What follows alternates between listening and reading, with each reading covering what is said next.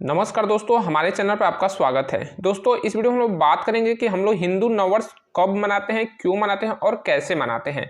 क्योंकि दोस्तों बहुत से लोग हैं जो कि हमारे देश में मानते हैं कि उनका जो नववर्ष है वो प्रथम जनवरी से प्रारंभ होता है, लेकिन दोस्तों ऐसा नहीं है। जो जनवरी का महीना है वो अंग्रेजी कैलेंडर का महीना है, क्योंकि बहुत से लोग जो है अंग्रेजी कैलेंडर के हिसाब से ही आज अपना जो है हर कार्य करते हैं। लेकिन वास्तविकता तो यह है कि हमारे हिंदू धर्म में भी एक कैलेंडर है जिसको हिंदू कैलेंडर कहा जाता है।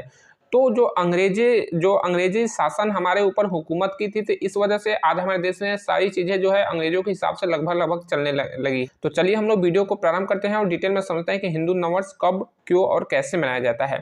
तो हमारा पहला क्वेश्चन है कि हिंदू नववर्ष कब मनाया जाता है। तो दोस्तों हिंदू नववर्ष मनाया जाता है चैत्र मास के शुक्ल प्रतिपदा को। अब दोस्तों चैत्र मास क्या होता है, तो जिस तरह से अंग्रेजी कैलेंडर में 12 महीने होते हैं, उसी तरह से हमारे हिंदी कैलेंडर में भी 12 महीने होते हैं। 12 मास कहें या फिर 12 माह भी कह सकते हैं। तो 12 माह होते हैं हमारे हिंदी कैलेंडर को जो है दिन दर्शिका कहा जाता है। तो अगर हम लोग हिंदी दिन दर्शिका कहें तो भी सही है। तो हिंदी दिन दर्शिका में 12 माह होते हैं। तो जिस तरह से अंग्रेजी में जनवरी, फरवरी, मार्च, अप्रैल, दिसंबर तक महीने होते हैं, उसी तरह से हिंदी कैलेंडर का प्रथम महीना चैत्र है। ठीक है, प्रथम महीना चैत्र है। उसके बाद चैत्र, बैसाख, ज्येष्ठ, आषाढ़ जो है इस तरह से महीनों का क्रम चलता है और अंतिम महीना फाल्गुन है। तो हिंदू नववर्ष मनाया जाता है चैत्र मास के शुक्ल प्रतिपदा को। अब दोस्तों चैत्र मास प्रारंभ होता है स्पेशली कृष्ण पक्ष से। ठीक है, क्योंकि हर महीने में 2 पक्ष होते हैं, तो वह कृष्ण पक्ष से प्रारंभ होता है। लेकिन हम लोग मनाते हैं शुक्ल प्रतिपदा, यानी कि शुक्ल पक्ष के पहली तिथि से। तो दोस्तों इसका मतलब हम लोग इसलिए चैत्र मास के शुक्ल प्रतिपदा से मनाते हैं क्योंकि हमारे हिंदू धर्म में जो है अंधेरे से उजाले की ओर जाने की परंपरा है। ठीक है, अंधेरे से उजाले की ओर जाने की परंपरा, ना कि उजाले से अंधेरे की ओर। तो जो कृष्ण मास प्रारंभ होता है वो अंधेरा उस दिन से प्रारंभ होता है। कृष्ण मास जो चैत्र महीना है वो कृष्ण पक्ष से प्रारंभ होता है। तो कृष्ण पक्ष से प्रारंभ होने का मतलब कि चंद्रमा उस दिन से घटते क्रम में हो जाता है, तो धीरे धीरे अंधेरा होने लगता है। जबकि हम लोग चैत्र मास में शुक्ल प्रतिपदा से इसलिए मनाते हैं क्योंकि चैत्र मास के शुक्ल प्रतिपदा, यानी कि शुक्ल को जो है जो शुक्ल पक्ष से पूर्णिमा पड़ता है और पूर्णिमा से जो है धीरे धीरे चंद्रमा बड़ा होने लगता है, चंद्रमा का आकार जो है वह बड़ा होने लगता है। तो हम लोग जो है अंधेरे से उजाली तरफ जो है अग्रसरित होते हैं। इसीलिए हम लोग चैत्र मास के शुक्ल प्रतिपदा को, न कि कृष्ण प्रतिपदा, हम लोग चैत्र मास के शुक्ल प्रतिपदा को जो है हिंदू नववर्ष मनाते हैं। अगला हमारा प्रश्न है कि हिंदू नववर्ष चैत्र शुक्ल प्रतिपदा को ही क्यों मनाया जाता है। तो दोस्तों चैत्र शुक्ल प्रतिपदा को इसलिए मनाए जाते हैं क्योंकि ये जो समय होता है चैत्र मास का, यह काफी सुहाना समय होता है। इस समय जो है बसंत ऋतु होती है। अगर आप लोग चैत्र मास में देखेंगे तो जो है नई जो पेड़ों पर पत्तियां आई होती है, पेड़ों पर नए फूल आए होते हैं, पेड़ों पर नए नए जो है फल आने प्रारंभ हुए होते हैं। तो लगभग प्रकृति ही जो है वह नववर्ष मना रही होती है। तो इसीलिए हम लोग हिंदू लोग भी जो है चैत्र मास में ही जो है मनाते हैं अपना हिंदू नववर्ष। ठीक है, और इस समय आप लोग देखेंगे कि किसानों के घर में नई फसल का भी आगमन होता है। क्योंकि हमारे उत्तर प्रदेश में जब आप देखेंगे तो लगभग जो है उत्तर प्रदेश का हमारा जो गाजीपुर जिला है, तो इस समय जो है गेहूं और चने और सरसों यानी कि नई फसल की कटाई प्रारंभ हो गई होती है और धीरे धीरे फसल आने भी हमारे घरों में प्रारंभ हो जाते हैं। इसीलिए हम लोग नया वर्ष मनाते हैं चैत्र मास में। ठीक है, और दोस्तों श्री राम जो हमारे हिंदू धर्म के आदर्श जो है श्री राम, तो उनका भी जो राज्य अभिषेक हुआ था वह चैत्र शुक्ल प्रतिपदा को ही हुआ था। साथ ही साथ जो पांडव में सबसे श्रेष्ठ थे, यानी कि जो पांडव में सबसे बड़े थे महाराज युधिष्ठिर, उनका भी राज्याभिषेक इसी दिन हुआ था। और साथ ही साथ आर्य धर्म जो हमारा है, जिसके संस्थापक दयानंद सरस्वती जी हैं, तो आर्य समाज की स्थापना भी उन्होंने चैत्र शुक्ल प्रतिपदा को ही किया था। और साथ ही साथ जो विक्रम संवत का जो हमारा हिंदू नववर्ष का कैलेंडर है, तो उसका भी प्रारंभ जो है आज ही के दिन यानी चैत्र शुक्ल प्रतिपदा से हुआ था। इसीलिए हम लोग हिंदू नववर्ष जो है चैत्र शुक्ल प्रतिपदा से ही मनाते हैं। हमारा अगला प्रश्न है कि हिंदी कैलेंडर का प्रथम महीना कौन सा होता है। तो दोस्तों हिंदी कैलेंडर का प्रथम महीना होता है वो होता है चैत्र। जी हाँ दोस्तों, हिंदू कैलेंडर का प्रथम महीना चैत्र होता है। चैत्र, बैसाख, ज्येष्ठ, आषाढ़ और अंतिम महीना होता है फाल्गुन। फाल्गुन जो होता है वो हिंदू कैलेंडर का अंतिम महीना होता है। अगला हमारा प्रश्न है कि हिंदू वर्ष का प्रथम त्यौहार कौन सा होता है। तो हिंदू वर्ष का प्रथम त्यौहार जो होता है वो होता है रामनवमी। जी हाँ दोस्तों, जो रामनवमी है वो हिंदू वर्ष का प्रथम त्यौहार होता है। क्योंकि जो हिंदू नववर्ष है वह प्रारंभ होता है चैत्र के शुक्ल पक्ष से, और शुक्ल पक्ष की प्रथम तिथि से ही ये जो है नवरात्रि प्रारंभ हो जाती है। तो नवरात्रि जो प्रारंभ होती है तो उसी के 9वें दिन जो है रामनवमी मनाया जाता है। तो रामनवमी जो है वह हिंदू नववर्ष का प्रथम त्यौहार मनाया जाता है। और हम लोग रामनवमी क्यों मनाते हैं? तो रामनवमी हम लोग इसलिए मनाते हैं क्योंकि इसी दिन यानी कि नवरात्रि के 9वें दिन ही श्री राम जी का जन्म हुआ था, इसीलिए हम लोग रामनवमी मनाते हैं। हमारा अगला प्रश्न है कि हिंदू वर्ष का अंतिम महीना कौन सा होता है? तो हिंदू वर्ष का अंतिम महीना होता है फाल्गुन। जी हाँ दोस्तों, फाल्गुन। और फाल्गुन खत्म कब होता है? तो फाल्गुन जो है होलिका के साथ खत्म हो जाता है, तो यह हिंदू वर्ष का अंतिम महीना होता है। अगला हमारा प्रश्न है कि हिंदू वर्ष का अंतिम त्यौहार कौन सा होता है? तो दोस्तों हिंदू वर्ष का अंतिम त्यौहार होली होता है। जी हाँ दोस्तों, होली। क्योंकि होली जो मनाया जाता है वह चैत्र जिस दिन से प्रारंभ होता है उसी दिन होली मनाया जाता है, यानी कि चैत्र जो महीना है वह कृष्ण पक्ष के साथ प्रारंभ होता है, तो कृष्ण पक्ष के प्रथम दिन ही होली मनाया जाता है। तो होली जो है वह हिंदू कैलेंडर के प्रथम महीने का यह प्रथम त्यौहार है, लेकिन हिंदू नववर्ष का यह अंतिम त्यौहार है, क्योंकि जो हिंदू नववर्ष होता है वह चैत्र कृष्ण पक्ष से ना प्रारंभ होकर चैत्र शुक्ल पक्ष से प्रारंभ होता है। तो चैत्र शुक्ल जो प्रथम तिथि होती है यहीं से नववर्ष प्रारंभ होता है। तो चैत्र का जो कृष्ण पक्ष है तो इसका जो अंतिम त्यौहार होता है वह होली होता है, और यही भारतीय जो वर्ष है, जो हिंदू वर्ष है, उसका यह अंतिम त्यौहार होता है। तो हिंदू वर्ष का अंतिम त्यौहार कौन सा होता है? तो वह होली होता है। अगला हमारा प्रश्न है कि एक हिंदी माह में कितने दिन होते हैं? तो एक हिंदी माह में कुल मिलाकर 30 दिन होते हैं। जिस तरह से अंग्रेजी महीने में 30 दिन होते हैं उसी तरह से एक हिंदी माह में या फिर एक हिंदी माह में 30 दिन होते हैं। अगला हमारा प्रश्न है, और दोस्तों अगर आप लोग जो है जानना चाहते हैं कि विजयदशमी, महानवमी और रामनवमी क्या अंतर होता है, तो इस पे हमने वीडियो डिटेल में बनाया है, आप लोग इसको देख सकते हैं और अपनी जानकारी जो है वो ठीक कर सकते हैं। क्योंकि बहुत से लोगों के मन में अभी भी जो है कन्फ्यूजन रहता है कि विजयदशमी कब मनाया जाता है, रामनवमी कब है, महानवमी कब है। बहुत से लोगों को लगता है कि एक ही चीज़ है, लेकिन ऐसा नहीं है।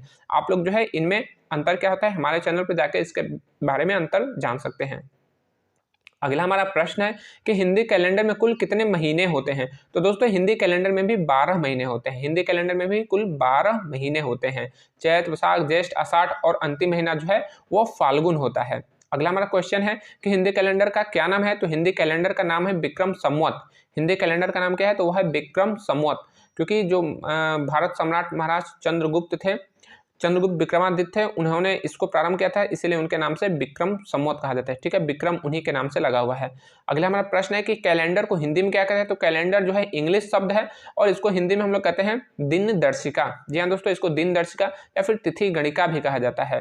तो बहुत से लोगों को जो है नहीं पता होगा, तो आप लोग अपनी जानकारी को मजबूत कर लीजिए कि कैलेंडर अंग्रेजी शब्द है और हिंदी में इसको दिन दर्शिका या फिर तिथि गणिका कहा जाता है। साथ ही साथ ये भी कहा जा सकता है कि दिन दर्शिका को अंग्रेजी में क्या कहते हैं? तो उसे कैलेंडर कहते हैं। तिथि गणिका को अंग्रेजी में कहते हैं तो इसे कैलेंडर कहते हैं। अगला हमारा प्रश्न है कि हिंदी दिन दर्शिका अंग्रेजी कैलेंडर से कितना वर्ष आगे है? तो हिंदी दिन दर्शिका जो है वह अंग्रेजी कैलेंडर से 57 वर्ष आगे है। जी हाँ दोस्तों, हिंदी कैलेंडर जो है अंग्रेजी कैलेंडर से 57 वर्ष पहले प्रारंभ हुआ था। और दोस्तों जो हमारा हिंदी कैलेंडर है उसको विक्रम संवत कहा जाता है। ठीक है, तो अभी 2024 जो हमारा नया जो अभी अंग्रेजी कैलेंडर का 2024 चल रहा है, तो यह हमारे हिंदी कैलेंडर का कौन सा वर्ष हो गया? तो इसमें अगर आप लोग 57 जोड़ देंगे ना तो ये आपका हिंदी आ जाएगा। ठीक है, तो 2024 में 57 जोड़ेंगे तो आपका हो जाएगा 2081। तो चैत्र मास के शुक्ल प्रतिपदा से जो हिंदू नववर्ष प्रारंभ हो रहा है तो वो जो है वो क्या होगा? तो वह विक्रम संवत 2081 होगा। ठीक है, विक्रम संवत 2081, क्योंकि अंग्रेजी कैलेंडर से हमारा 57 वर्ष पहले कैलेंडर प्रारंभ हुआ था, तो इसीलिए हम लोग 57 वर्ष ज़्यादा आगे हैं। अगला हमारा प्रश्न है कि विक्रम संवत का प्रारंभ किसने किया? तो विक्रम संवत का प्रारंभ जो है वह भारतीय सम्राट चंद्रगुप्त विक्रमादित्य ने किया था। अगला आपका प्रश्न है कि एक माह में कितने पक्ष होते हैं, एक माह में कितने पखवाड़े होते हैं? तो एक माह में 2 पखवाड़े होते हैं। ठीक है, एक माह में 2 पखवाड़े होते हैं। और यह जो पखवाड़ा होता है वह कितने दिन का होता है? तो कहीं पर तो कभी कभी ये 15 दिन का होता है, कभी कभी ये 14 दिन का ही होता है। तो यह जो है जो पृथ्वी, चंद्रमा, जो सूर्य है, इसकी और ग्रहों की स्थिति को देखते हुए 14 या 15 दिन का बनाया जाता है। अगला हमारा प्रश्न है कि हिंदू नववर्ष में किस पखवाड़े से प्रारंभ होता है? तो हिंदू नववर्ष जो है वह स्पेशली कहा जाए तो शुक्ल पक्ष से प्रारंभ होता है। हिंदू नववर्ष की यहाँ पे बात की जाए। ठीक है, हिंदू नववर्ष, तो हिंदू नववर्ष जो है चैत्र शुक्ल प्रतिपदा से प्रारंभ होता है। तो चैत्र शुक्ल प्रतिपदा यानी कि शुक्ल पक्ष से यह प्रारंभ होता है। और हिंदी कैलेंडर का जो प्रथम महीना होता है जो चैत्र, वह किस पक्ष से प्रारंभ होता है? तो चैत्र जो है वह कृष्ण पक्ष से प्रारंभ होता है। मैंने आपको बताया कि जो होलिका के बाद जो है नया वर्ष प्रारंभ हो जाता है, तो नया वर्ष प्रारंभ होता है तो फाल्गुन महीना अंतिम होता है और चैत्र वहां से फिर प्रारंभ होता है। तो चैत्र महीना का जो प्रथम तिथि होता है वह कृष्ण पक्ष में आता है। तो चैत्र महीना का प्रथम तिथि कृष्ण पक्ष से आता है, तो इसीलिए यह सवाल जो है, यह प्रश्न है कि हिंदी कैलेंडर का प्रथम महीना किस पक्ष से प्रारंभ होता है, तो वह कृष्ण पक्ष से प्रारंभ होता है। तो कृष्ण पक्ष जो है अंधेरे का प्रतीक है, इसीलिए हम लोग नववर्ष जो है चैत्र के कृष्ण पक्ष में नहीं मनाते हैं, जबकि चैत्र के शुक्ल पक्ष में मनाते हैं। अगला हमारा प्रश्न है कि हिंदू नववर्ष को आंध्र प्रदेश में किस नाम से जाना जाता है। तो आंध्र प्रदेश में या फिर महाराष्ट्र में या फिर जो दक्षिण भारत के जो राज्य हैं उसमें जो है इसको गुड़ी पड़वा या फिर उगादि भी कहा जाता है। तो स्पेशली कहा जाए तो हिंदू नववर्ष को जो है आंध्र प्रदेश में उगादि नाम से जाना जाता है। ठीक है, जो हम लोग नववर्ष मनाते हैं तो इसको नव संवत्सर भी कहा जाता है। तो आंध्र प्रदेश महाराष्ट्र में इसको उगादि के नाम से जाना जाता है। अगला हमारा क्वेश्चन है कि हिंदू नववर्ष को जम्मू कश्मीर में किस नाम से जाना जाता है। तो जम्मू कश्मीर में नवरेह के नाम से जाना जाता है। तो जम्मू कश्मीर में जो है नवरेह नाम से हिंदू नववर्ष का जो है प्रारंभ होता है और इस दिन जो है लोग मंदिर में जाते हैं, पूजा पाठ करते हैं, अपने जो पड़ोसी हैं उनको जो है वो मिठाइयाँ देते हैं और नए नए पकवान बनाते हैं। अगला प्रश्न है कि शारदीय नवरात्र किस माह में पड़ता है। तो दोस्तों शारदीय नवरात्र जो है वह अश्विन माह में पड़ता है। जी हाँ दोस्तों, हिंदी कैलेंडर की बात की जाए, हिंदी दिन दर्शिका की बात की जाए तो यह शारदीय नवरात्र जो है वह अंग्रेजी कैलेंडर के महीने में जो सितंबर अक्टूबर का महीना होता है उसमें पड़ता है, जबकि हिंदी कैलेंडर के अश्विन मास में यह पड़ता है, अश्विन महीने में। जबकि जो वासंतिक नवरात्र होता है तो वह चैत्र महीने में पड़ता है। जो दोस्तों जो शारदीय नवरात्र है तो इसको शारदीय नवरात्र इसीलिए कहा जाता है क्योंकि यह शरद ऋतु का जो है एक कहिए तो समय होता है, क्योंकि गर्मी जा रही होती है और ठंडी का आगमन हो रहा होता है। तो उस समय जो है वह जो नवरात्रि मनाई जाती है इसीलिए उसको शारदीय नवरात्र कहा जाता है। जबकि वसंतिक नवरात्र जो है वह चैत्र माह में पड़ता है और वसंतिक नवरात्र में जो है गर्मी ठंडी जा रही होती है और गर्मी आ रही होती है और महीना जो होता है वह और जो मौसम होता है वह बसंत ऋतु होता है। ठीक है, तो उस समय शरद ऋतु होता है अश्विन मास में और चैत्र मास में बसंत ऋतु होता है, तो इसे वसंतिक नवरात्र कहा जाता है। और इसी नवरात्र को जो है इसी नवरात्र में जो है रामनवमी भी मनाई जाती है। अगला हमारा क्वेश्चन है कि विजयदशमी का संबंध किस नवरात्र से है। तो विजयदशमी का संबंध जो है शारदीय नवरात्र से है। जी हाँ दोस्तों, जो शारदीय नवरात्र जो 9 दिन का होता है तो उसका 10वां दिन जो है वो विजयदशमी मनाया जाता है, क्योंकि इसी दिन जो है श्री राम जी ने महिषासुर का वध किया था। महिषासुर नहीं, रावण का वध किया था। ठीक है, तो रावण का वध किया था और जो वध करने का जो तिथि था वो 10वें दिन था, तो इसीलिए विजयदशमी मनाया जाता है। ठीक है, जो कि श्री राम जी ने रावण का वध किया था, इसीलिए हम लोग जो है नवरात्र नवरात्र जो है 9 दिन जो खत्म हो जाते हैं तो विजयदशमी मनाते हैं। तो आपने देखा हो कि हमारे जो शहर होते हैं वहाँ पे बड़े बड़े रावण के जो है पुतले तैयार किए जाते हैं और श्री राम जी है उनको तीर मारते हैं। ठीक है, तो इस वजह से हम लोग विजयदशमी इस तरीके से मनाते हैं। और दोस्तों जो शारदीय नवरात्र है इस दिन जो है 9वें दिन जो है माँ दुर्गा ने महिषासुर का वध किया था, इसीलिए हम लोग शारदीय नवरात्र में माँ दुर्गा की पूजा करते हैं।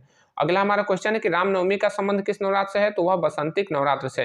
दोस्तों जो बसंतिक नवरात्र होता है वो भी 9 दिन का होता है। तो 9 दिन का बसंतिक नवरात्र के 9वें दिन जो है श्री राम जी का जन्म हुआ था, इसलिए इस दिन श्री रामनवमी मनाया जाता है। इस दिन राम जी का जन्म हुआ था इसलिए इस दिन रामनवमी मनाया जाता है। तो यह कब मनाया जाता है, तो चैत्र मास का जो बसंतिक नवरात्र होता है तो उसके 9वें दिन मनाया जाता है।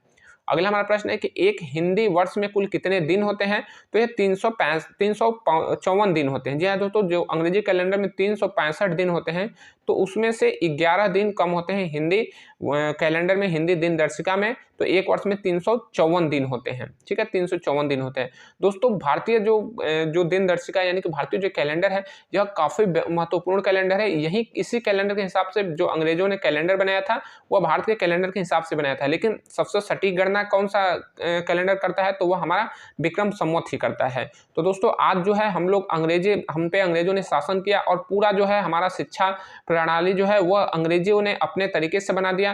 तो हर जगह इंग्लिश का बोलाबाला है, तो इसीलिए आज लोग हम जो है इंग्लिश कैलेंडर का इस्तेमाल करते हैं, जो कि काफ़ी त्रुटिमय हो। जी हाँ दोस्तों, उसमें काफ़ी ज़्यादा त्रुटियां हैं और हिंदी कैलेंडर का वो एक कह सकते हैं तो प्रतिरूप है, लेकिन उसमें काफ़ी ज़्यादा विसंगतियां हैं। तो हमारा सबसे शुद्ध कैलेंडर कौन सा है, तो वह विक्रम संवत है। दोस्तों आपसे एक अगला जो है अंतिम क्वेश्चन है, अंतिम प्रश्न है, तो हमें कमेंट बॉक्स में जरूर बताइएगा कि हिंदू कैलेंडर के द्वितीय महीने का क्या नाम है। मिलेंगे अगले वीडियो में, तब तक के लिए जय हिंद।